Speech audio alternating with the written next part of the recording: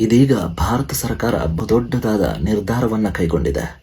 ಇದೇನೆಂದ್ರೆ, ಇನ್ನು ಮುಂದೆ Aadhaar card, PAN card ಮತ್ತೆ ರೇಷನ್ ಕಾರ್ಡ್ ಭಾರತದ ಪೌರತ್ವವನ್ನು ನಿರ್ಧರಿಸುವಂತಹ ದಾಖಲೆಗಳಾಗೋದಿಲ್ಲ. ಇದು ಪಾಕಿಸ್ತಾನ ಮತ್ತೆ ಬಾಂಗ್ಲಾದೇಶದಿಂದ ಬಂದಂತಹ ಅಕ್ರಮ ವಲಸಿಗರಿಗೆ ಬಹುದೊಡ್ಡದಾದಂತಹ ಹೊಡೆತವನ್ನ ನೀಡುತ್ತೆ.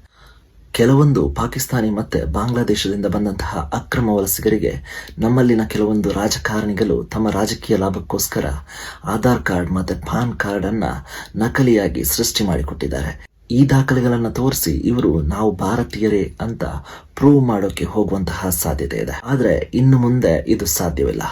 ಯಾಕಂದ್ರೆ ಇನ್ನು ಮುಂದೆ ಆಧಾರ್ ಕಾರ್ಡ್, ಪಾನ್ ಕಾರ್ಡ್ ಮತ್ತೆ ರೇಷನ್ ಕಾರ್ಡ್ ಇದು ಕೇವಲ ಅಡ್ಮಿನಿಸ್ಟ್ರೇಟಿವ್ ಮತ್ತೆ ವೆಲ್ಫೇರ್ ಸರ್ವಿಸ್ಗೆ ಕೊಡುವಂತಹ ಒಂದು ದಾಖಲೆಗಳಾಗಿವೆ.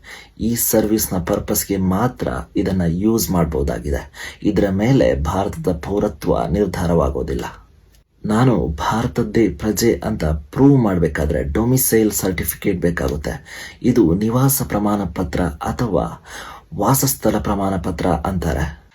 ಹಾಗೇನೆ ಈ ಪ್ರಮಾಣ ಪತ್ರ ಒಬ್ಬ ವ್ಯಕ್ತಿ ನಿರ್ದಿಷ್ಟ ಸ್ಥಳ ಮತ್ತು ಒಂದು ರಾಜ್ಯದ ಶಾಶ್ವತವಾದಂತಹ ನಿವಾಸಿಯಾಗಿದ್ದಾನೆ ಅನ್ನೋದನ್ನ ಪ್ರೂವ್ ಮಾಡುತ್ತೆ. ಇದರ ಜೊತೆ ಬರ್ತ್ ಸರ್ಟಿಫಿಕೇಟ್ ಬೇಕಾಗುತ್ತೆ. ಬರ್ತ್ ಸರ್ಟಿಫಿಕೇಟ್ ಅಂದ್ರೆ ಜನನ ಪ್ರಮಾಣ ಪತ್ರ. ಈ ಜನನ ಪ್ರಮಾಣ ಪತ್ರ ಆತ ಭಾರತದಲ್ಲೇ ಹುಟ್ಟಿದ್ದಾನ ಅನ್ನೋದನ್ನ ದಾಖಲೆ ಸಮೇತ ತೋರಿಸುತ್ತೆ. ಇದೊಂದು ಸರ್ಕಾರದ ಉತ್ತಮ ನಿರ್ಧಾರ. ಯಾಕಂದ್ರೆ ಅಕ್ರಮವಾಗಿ ಈ ದೇಶದಲ್ಲಿ ಬಂದು ನೆಲೆಸಿರುವಂತಹ ಬಾಂಗ್ಲಾದೇಶ ಮತ್ತೆ ಪಾಕಿಸ್ತಾನದ ಕೆಲವೊಂದು ವ್ಯಕ್ತಿಗಳು ಕೆಲವೊಂದು ದಾಖಲೆಗಳನ್ನ ಸೃಷ್ಟಿಸಿದ್ದಾರೆ. ಅದು ಪಾನ್ ಕಾರ್ಡ್ ಆಗಿರ್ಬೋದು ಅಥವಾ ಆಧಾರ್ ಕಾರ್ಡ್ ಆಗಿರ್ಬೋದು ಅಥವಾ ರೇಷನ್ ಕಾರ್ಡ್, ಇದನ್ನ ತುಂಬಾ ಸುಲಭವಾಗಿ ಮಾಡ್ಕೊಂಡಿದ್ದಾರೆ. ಆದ್ರೆ ಇನ್ಮುಂದೆ ಇದು ಸಾಕಾಗೋದಿಲ್ಲ. ಭಾರತದ್ದೇ ಪ್ರಜೆ ಅಂತ ಪ್ರೂವ್ ಮಾಡಬೇಕಾದ್ರೆ ಡೊಮಿಸೈಲ್ ಸರ್ಟಿಫಿಕೇಟ್ ಮತ್ತೆ ಬರ್ತ್ ಸರ್ಟಿಫಿಕೇಟ್ ಬೇಕಾಗುತ್ತೆ. ಇದನ್ನ ಸೃಷ್ಟಿ ಮಾಡೋದು ಕಷ್ಟ ಸಾಧ್ಯ.